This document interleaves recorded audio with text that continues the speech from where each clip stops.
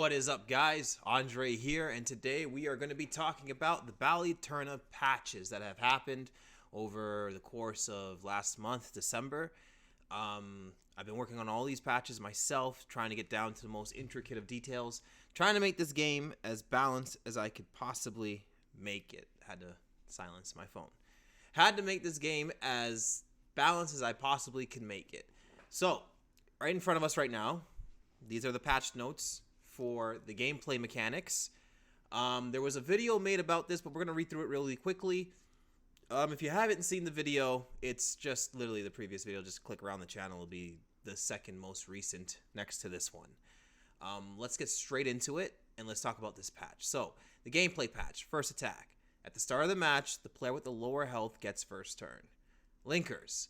Linkers will be getting tweaked. Linkers are not meant to be a source of primary damage, instead damage top-ups or offensive pressure. Some linkers deal too much damage, and when you add their damage to the primary source of damage, they become offensive nukes. Linker damage will not exceed over 10 damage. This is to stop potential TODs, or touch of deaths, or dealing massive damage in one turn. The 50-50 shuffle. A love-hate relationship has been developed over the course of many playtests about the 50-50 shuffle. I'm not going to read the whole thing. It's right here. You guys can pause and read if you want. But basically, the 50-50 shuffle is a player grabbing two cards, putting it behind their back, shuffling around his back, and then putting one down and making the other player guess which one it is. There is such thing as button mashing in fighting games, and there are such thing as random inputs. So the 50-50 shuffle is kind of like that. I don't see a reason as to why I need to touch it yet. If you read the description, you'll know everything you need to know about my thoughts on that. And if you watch the previous video, the purple and the green rush changes, they've been completely reworked, the purple and the green rush. So green rush now gives you +1 combo on your combo value, and purple rush can now build 2 Eterna or remove Eterna from your opponent. But the change with the purple rush is it can now only be played as the first card instead of first or last. That's the only changes there. Without further ado, let's get into some characters. That's what you're here for, right? So let's get into some character updates, and let's talk about the 3 characters who have been buffed, nerfed, and reworked. And the 3 characters we're talking about is Abel, Cain, and Viktor. So let's get straight into that. Alright, so I gotta hide my face so I'm not all up in the information, but let's talk about what's going on here with Cain Revsol. He, as a character, has been reworked. This over here on the left is what he used to be, and over here on the right is what he currently is now in this patch. So, right away, the first thing that has changed, the only thing that has changed, is located down here in his description box. Now, when Cain applies Bleed Out, it will only do 1 stack, so it'll only add 1 Bleed Out. Every time he applies it, in order to apply it, he has to land 2 yellow rushes in a single turn. So now it caps out at 6, but it starts at 1. Now this looks like a nerf, and it is a nerf by nature, because what he used to be able to do was start it at 3, now it only starts at 1. So Cain as a character has been nerfed in that aspect, but his skills is what will make up for that nerf. So let's continue on and see what we can get from here. So, alright, so here's Cain. Now with Cain, the Rending Hell and all of his skills now have base Bleed Out. So over here is the new, and over here on the left is the old. So now every time you land Rending Hell, it will do 2 Bleed Out to the target no matter what. It'll always do 2. All of his skills have this change. His Blade Splitter will now do 3. His Authority Toss will stay at 1. His Aggressive Slaughter is 2. I accidentally have these 2 swapped around. So the Aggressive Slaughter actually applies 2. And this is what it used to be. My bad. But yeah, using the EX applies 2 Bleed Out to the opponent. So Aggressive Slaughter will always do 2 Bleed Out. And then we're back to, yeah, old, new. And the magma drive will apply 4 bleed out to the opponent. Cain's awakening has also been changed. So like I said, this is like a huge rework for Cain in general. His whole entire hell kit got touched. He himself got touched, and now his awakening is getting touched. So basically the problem with Cain's awakening that we found in playtests at YetiCon and at Anime North was the fact that Cain was out healing the damage. So what happened here is when players would do yellow damage, whatever, and at the start of his turn, Cain would build up like 5 bleed outs because remember, his old self used to start at 3. So he's always guaranteed 15 health in the course of 3 turns. And he could literally out heal the damage he took. So that needed to be changed, and change it did. So now, in order to activate it, you have to proc bleed out 6 times. So you got to make your target bleed out 6 times in the course of the battle. And the effect that takes hold once you do this and when Cain awakens is instead of over the course of turns, the opponent loses 5 HP. In 1 turn, the opponent will take the entirety of the bleed out stack. So if you have 5 bleed out stacked, you will do 25 immediate damage instead of 25 over the course of 5 turns. So it'd be, like Abel's turn 1, 5, he loses 5 HP. Turn 2, he loses 5 HP. Turn 3, he loses 5 HP. No, Abel in turn 1 will lose 15 HP. Bleed out cannot knock out any opponent, so it can't kill anybody.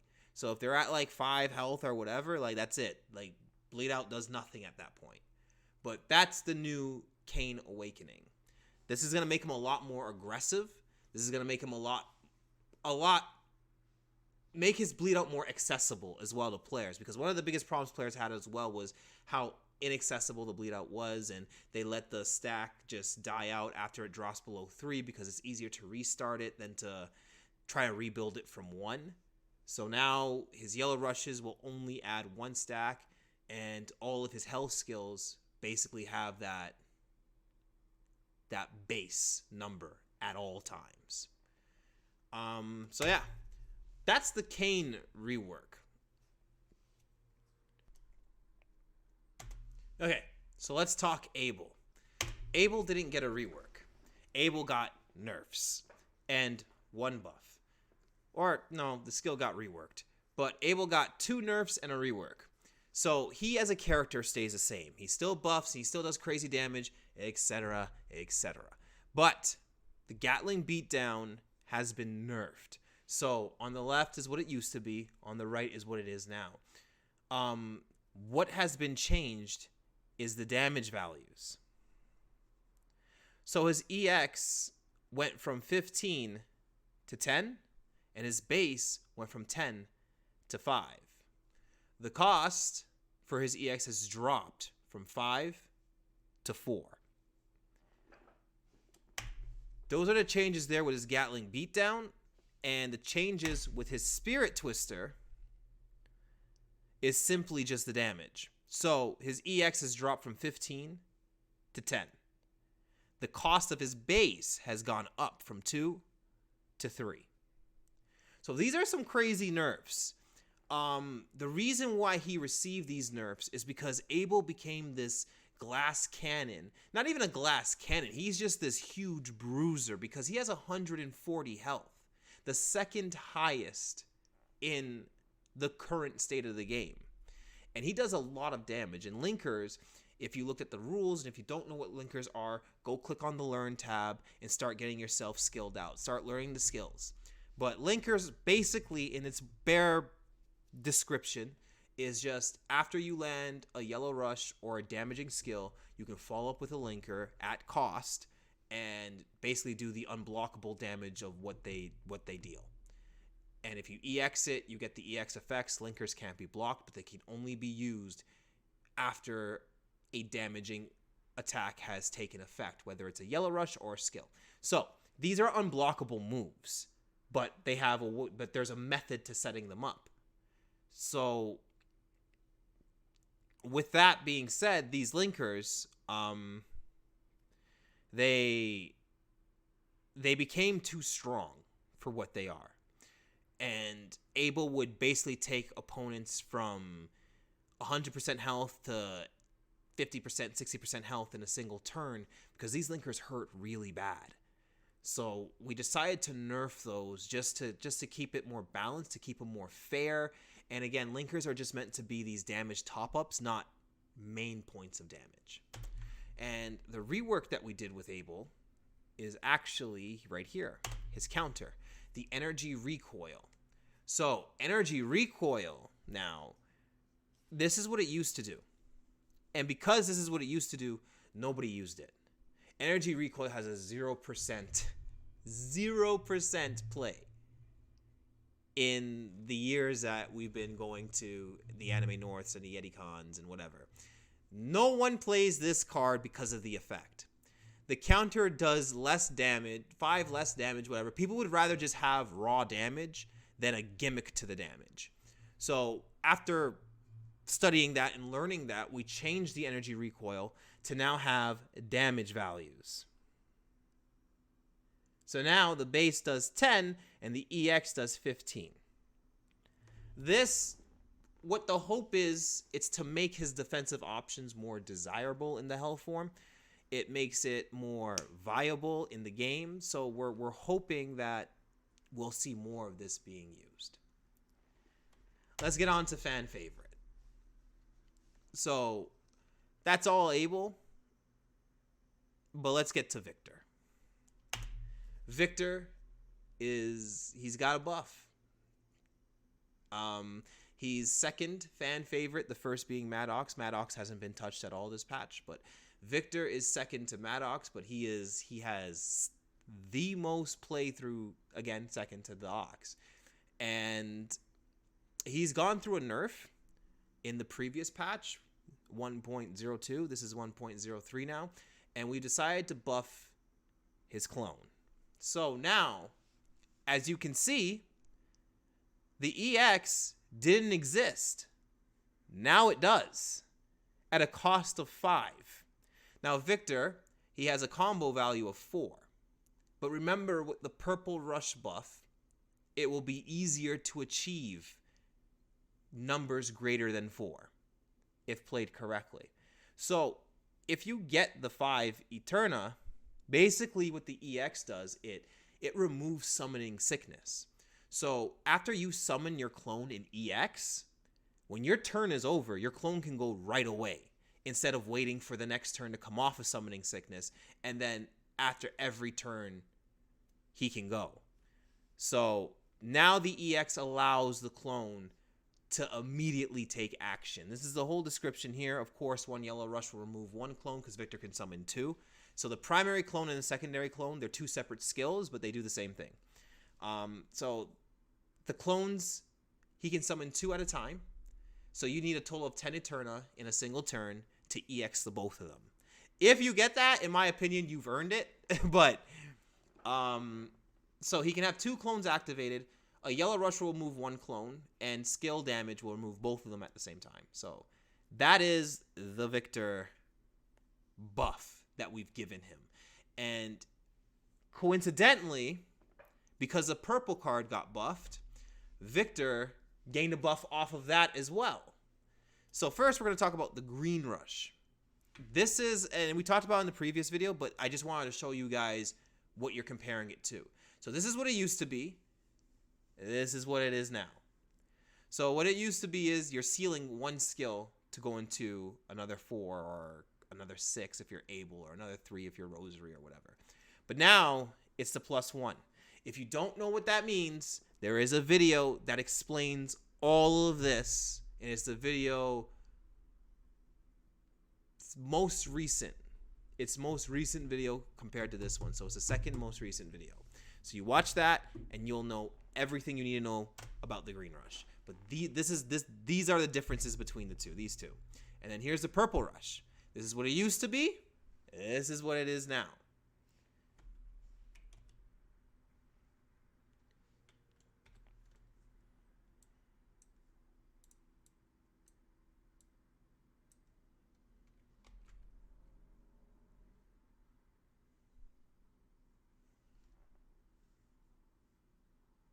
And then there's the purple rush. On the left is what it used to be. On the right is what it is now. So, the purple rush, again, it used to just be you can play at your first or your last card in the combo rush, and it would just remove Eterna. Now it gives you 2 Eterna.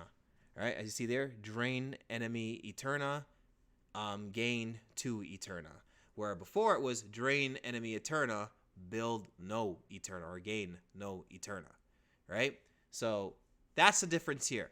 And because of this buff, Viktor got a buff off of this. Because his unique ability, let's keep in mind if we can go back.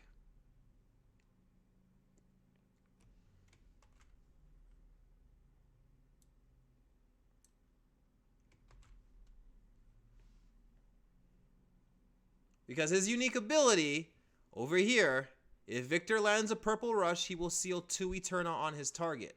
This is stackable. So, not only can Viktor gain 2 Eterna or remove 2 Eterna, but it also goes with his seals. So, Viktor got a buff off of another card getting a buff. So, that's 2 buffs for Viktor, or 3 if you include the primary clone. But that's some insane buffs for Viktor Knighthound. So, to my boy Vaughn, the unnerved Viktor, we heard you. And he got 3 buffs in this update. So we're going to see how that turns out this coming up Anime North and how he plays, etc., and gather some data off of that. But these are all the changes to Battle Eterna. From Cain to Abel to Viktor. Rosary and Maddox, we've decided not to touch them. They seem balanced so far from the playtests that we've been doing. So we've left them as is. Again, Rosary being the more defensive character, and also Maddox because he can build armor. But yeah, so we've left Rosary and we left Maddox alone. We haven't touched any of their skills or abilities, etc., etc. So far, there haven't been any complaints about these two. And a lot of people like to play Maddox because of his armor and his design. And Rosary, for those who have good reads on their opponents, she is definitely the strongest character when it comes to that. So we decided to leave these two alone. Maybe during the Anime North playtests or whatever, we will discover something that needs to be buffed, nerfed, changed, etc., etc. But in the meantime, these two aren't going to be touched. But that's all of the information that we have on this Battle Eterna patch. So I hope you guys enjoy, like what you hear. I know for Abel players, we took a big hit, but you know, it keeps us fair. For the Cain Revsol players, your character is a whole new character. And for Viktor Knighthound, he's gotten much stronger now to oppress his opponents. So with that being said, I'll see everybody at Anime North. I'm going to be uploading another video soon, and we're going to keep this Battle Eterna bandwagon going. So I'll see you guys in the next video. For anybody who is unclear on certain terms or anything like that, don't forget that in the channel, there is a learning tab underneath with 3 videos. These videos will be added to it, so it'll probably be like 5. But there are videos that explain all the terms of Battle Eterna, from how the combos work, to how the skills work, to how the statuses work, like minor, fatal, safe, bleed out, armor, etc., etc. So if you're unsure of what I'm talking about, revisit those videos just to re-educate yourself on what's going on here. With that being said, I'm Andre, and I will see you all in the next video. See ya.